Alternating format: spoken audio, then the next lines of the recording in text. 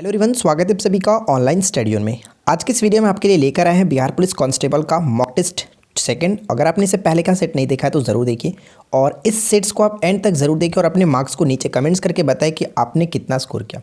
तो चलिए इस वीडियो को हम शुरू करते हैं। देखिए, आज की इस वीडियो का फर्स्ट क्वेश्चन ये बनता है कि भारत के संविधान के किस अनुच्छेद में मौलिक कर्तव्यों की चर्चा की गई है। बताइए कि इस क्वेश्चन का राइट आंसर क्या होना चाहिए। मौलिक कर्तव्यों की चर्चा की गई है, हम कह सकते हैं कि अनुच्छेद 51 के क के अंतर्गत। ऑप्शन हम ए को टिक करेंगे। ठीक है, चलिए सेकंड क्वेश्चन देखिए क्या कह रहा है कि जिस ताप पर कोई द्रव ऊष्मा पाकर वाष्प में बदलता है उसे क्या कहते हैं। उसे हम लोग क्वथनांक कहते हैं। ऑप्शन हम सी को टिक करेंगे। ठीक है, क्वथनांक सही होगा, जिसको हम इंग्लिश में बॉइलिंग पॉइंट के नाम से भी जानते हैं। क्वेश्चन नंबर थर्ड कह रहा है कि कंप्यूटर की भौतिक बनावट क्या कहलाती है। कंप्यूटर की भौतिक बनावट जो है वो किसको क्या कहते हैं, उसको हार्डवेयर के नाम से जानते हैं। ऑप्शन हम बी को टिक करेंगे। ठीक है, चलिए फोर्थ क्वेश्चन देखिए क्या है। चोल राजाओं ने किस धर्म को संरक्षण प्रदान किया था। बताइए कि क्वेश्चन 4 का आंसर क्या होगा। चोल राजाओं ने किस धर्म को संरक्षण प्रदान किया था। राइट आंसर हो जाएगा ऑप्शन सी को टिक करेंगे। 100 धर्म को उन्होंने जो कि संरक्षण प्रदान किया था। फिफ्थ क्वेश्चन दिया गया है कि मलेशिया की सिलिकॉन घाटी कहाँ स्थित है। देखिए, मलेशिया की सिलिकॉन घाटी कहा जा सकता है या फिर डायरेक्ट ये पूछा जा सकता है कि पूर्व की सिलिकॉन घाटी कहाँ स्थित है। तो सही आंसर होगा ऑप्शन हम बी को टिक करेंगे, यहाँ पे पेनांग। ठीक है, उम्मीद करता हूँ कि आप लोगों ने यहाँ तक तो कोई दिक्कत नहीं, सब काफ़ी अच्छे तरीके से आपने आंसर किया होगा। देखिए सिक्स क्वेश्चन क्या कह रहा है कि डॉक्टर भीमराव अंबेडकर ने संविधान का हृदय और आत्मा किसे कहा है। बताइए कि इस क्वेश्चन का सही आंसर क्या होना चाहिए। संविधान का हृदय और आत्मा किसे कहा है, तो ऑप्शन सी को टिक करेंगे, संवैधानिक उपचारों का अधिकार, जो कि आर्टिकल 32 के अंतर्गत ये आता है।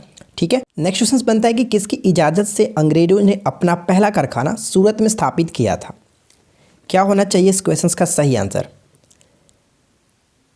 तो राइट आंसर यहाँ पे होगा ऑप्शन डी, इनमें से कोई नहीं, क्योंकि यहाँ पे करेक्ट आंसर होना चाहिए था जहांगीर से जो कि इजाज़त लेने के पश्चात अंग्रेज़ों ने अपना पहला कारखाना सूरत में स्थापित किया था। ठीक है, ऑप्शन डी को टिक करेंगे, जहांगीर सही आंसर होगा। नेक्स्ट क्वेश्चन ये बनता है कि किस वैज्ञानिक ने खोज की थी कि मलेरिया मच्छरों से होता है। मलेरिया जो होता है वो मच्छरों से होता है, और अगर हम बात करें कि किस मलेरिया मच्छर परजीवी से होता है तो प्लाज्मोडियम नामक परजीवी से होता है। ठीक है, और सही आंसर होगा यहाँ पे ऑप्शन हम ए को टिक करेंगे, रोनाल्ड रस। और आपको बता दूँ कि इनको 1902 ईस्वी में, ठीक है, 1902 ईस्वी में नोबेल प्राइज़ भी दिया गया था, जो कि परजीवी के जीवन चक्र के अन्वेषण के लिए। तो ये चीज़ आपको ध्यान में रखना है। नेक्स्ट क्वेश्चन बनता है कि निम्नलिखित बहुलकों में से किसका उपयोग न चिपकने वाली कढ़ाई के निर्माण में किया जाता है। नॉन स्टिकी बर्तन बनाने में किसका हम लोग प्रयोग करते हैं, किस पॉलीमर का, किस बहुलक का। तो सही आंसर होगा ऑप्शन बी, टेफ्लॉन का प्रयोग किया जाता है। ऑप्शन हम बी को टिक करेंगे। ठीक है, चलिए नेक्स्ट क्वेश्चन देखिए क्या दिया गया कि खाना बनाने व स्वाद हेतु प्रयुक्त अदरक एक राइजोम है। अदरक जो होता है वो क्या होता है बताइए। तो सही आंसर होगा ऑप्शन डी, भूमिगत तना होता है। ध्यान रखिएगा यहाँ पर भी तना दिया गया था, लेकिन भूमिगत तना होता है, यानी कि भूमि के अंदर में ये जो होता है वो तना होता है। ठीक है, ऑप्शन हम यहाँ पे डी को टिक करेंगे। नेक्स्ट क्वेश्चन क्या बनता है कि उत्परिवर्तन का सिद्धांत प्रतिपादित किया गया था। उत्परिवर्तन का सिद्धांत प्रतिपादित किसके द्वारा किया गया था, तो डी व्रिज के द्वारा। ऑप्शन डी सही आंसर होगा, de Vries, H de Vries right answer है। नेक्स्ट क्वेश्चन की जंतुओं में होने वाला फूड एंड माउथ रोग किसके कारण उत्पन्न होता है। फुट एंड माउथ रोग होता है, फूड नहीं, फुट एंड माउथ जो रोग होता है, इसको हिंदी में कभी कभी खुरपक्का मुंहपक्का रोग भी दिया जाता है। ठीक है, तो सही आंसर होगा विषाणु के कारण ये होता है, वायरस के कारण होने वाला रोग है।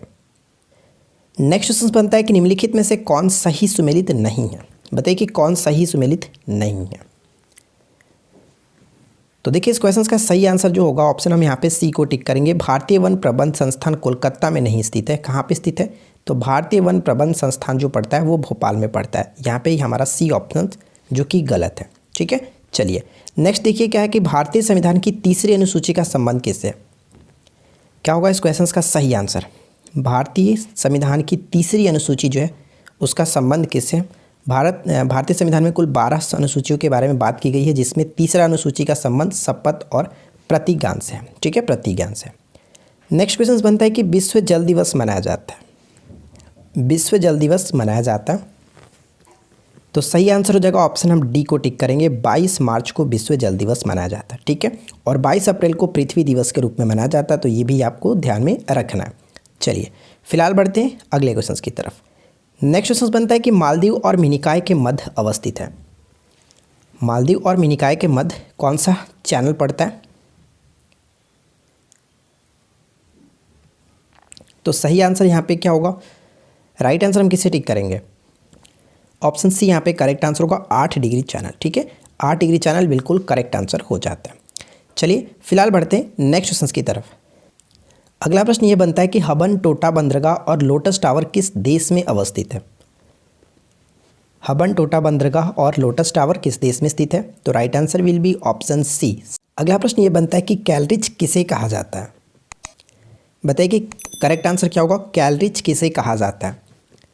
तो सही आंसर हम यहाँ पे ऑप्शन डी को टिक करेंगे, कैल्शियम नाइट्रेट को, ठीक है। कैल्शियम नाइट्रेट जो कि कैलरिच के नाम से जाना जाता है और एक प्रकार का ये उर्वरक होता है। देखिए इसके बारे में यहाँ पे छोटा सा नोट लिखा है। कैलरिच कैल्शियम नाइट्रेट एक रासायनिक उर्वरक है जिसमें 15.5% नाइट्रोजन यानी नाइट्रेट और 18.8% कैल्शियम पानी में घुलनशील होता है। कैलरिच का प्रयोग विभिन्न फसलों और मृदाओं को काफ़ी प्रभावशाली पाया गया है। कैलरिच के प्रयोग से क्या होता है कि फसलों में बीमारी कम लगती है, ठीक है। और साथ ही साथ इसके विपरीत मौसम का असर कम होता है। तो ये थोड़ा सा आपको ध्यान में रखना है, ठीक है।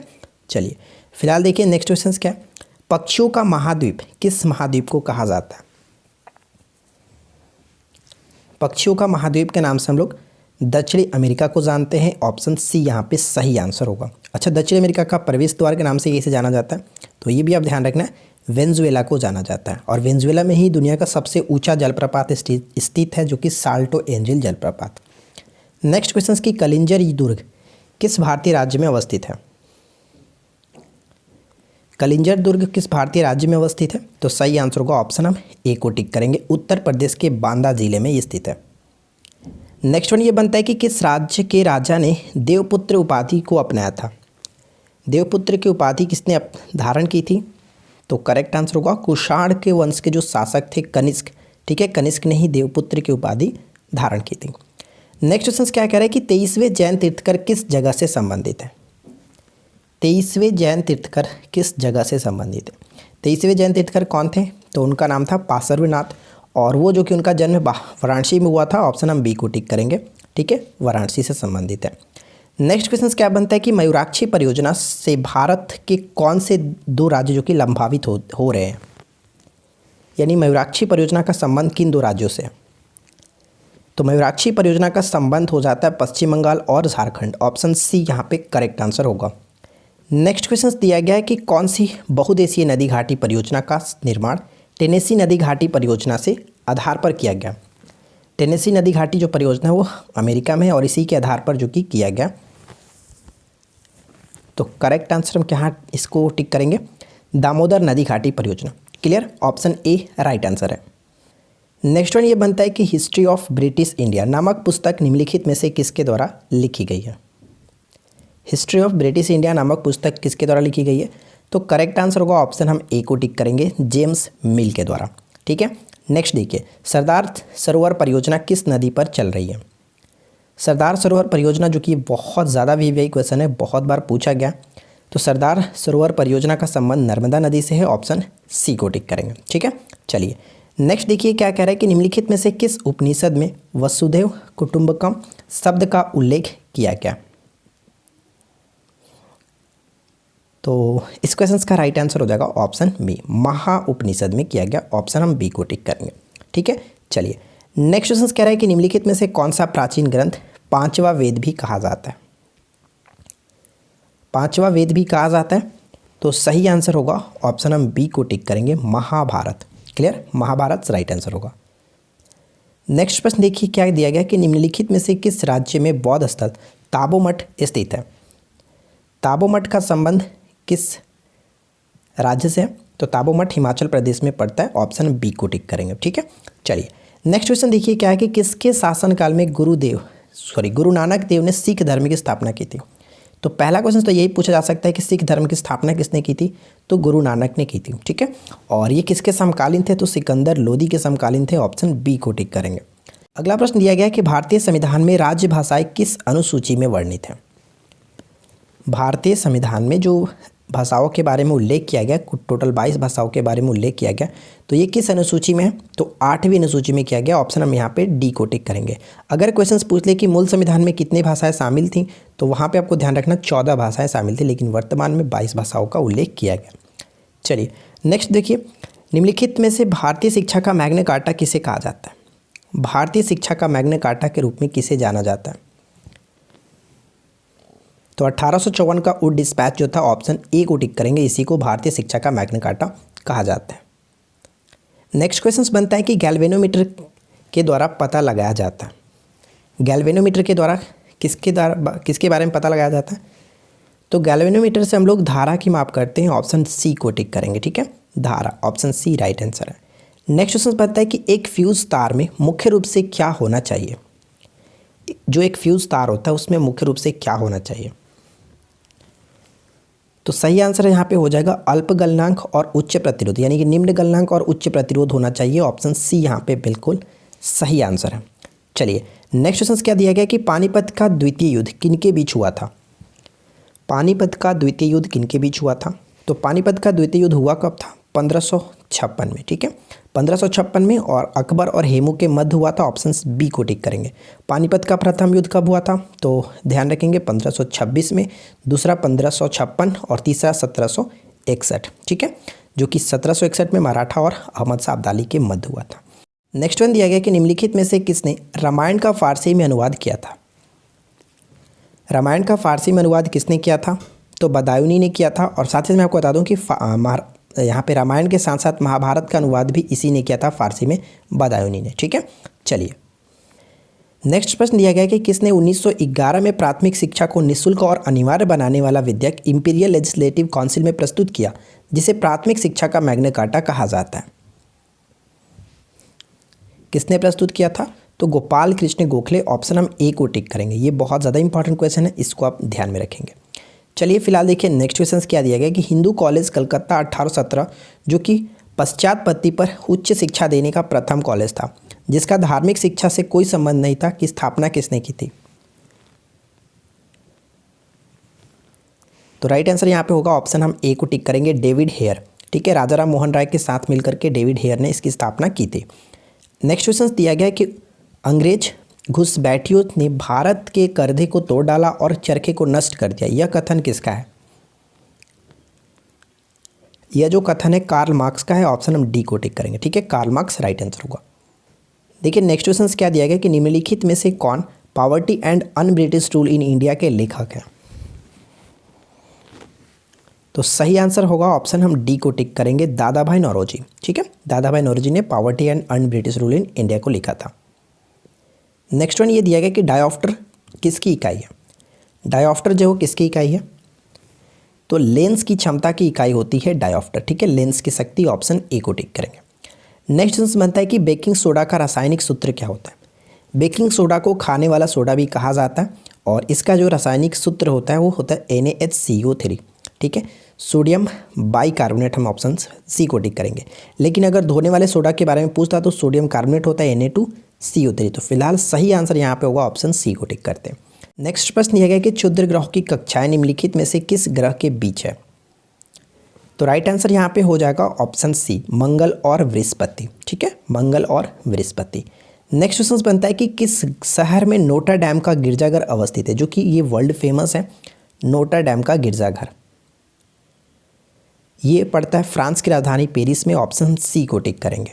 नेक्स्ट प्रश्न बनता है कि बोम्बायला देवी लैसराम निम्नलिखित में से किस खेल में भारत का प्रतिनिधि करती हैं, तो इनका संबंध है तीरंदाजी से। ऑप्शन हम ए को टिक करेंगे, ठीक है, तीरंदाजी से। नेक्स्ट क्वेश्चन दिया गया कि सर्वोच्च न्यायालय अपने द्वारा सुनाए गए किसी निर्णय या आदेश का पुनरावलोकन कर सकता है, यह व्यवस्था संविधान के किस अनुच्छेद में उपबंधित है।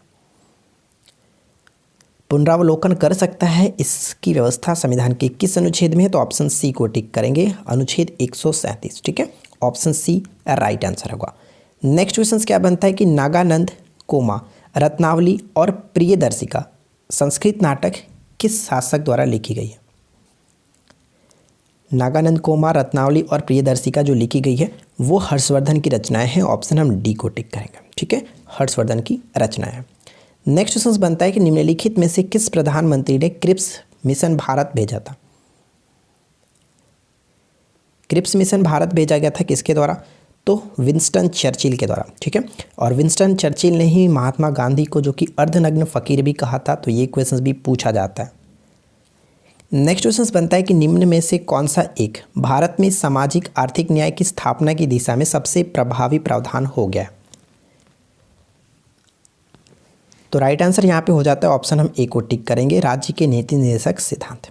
और ये जो कि आयरलैंड के संविधान से लिया गया, ध्यान रखेंगे। और इसके बारे में उल्लेख संविधान के भाग 4 में 36 से लेकर 51 अनुच्छेद तक किया गया।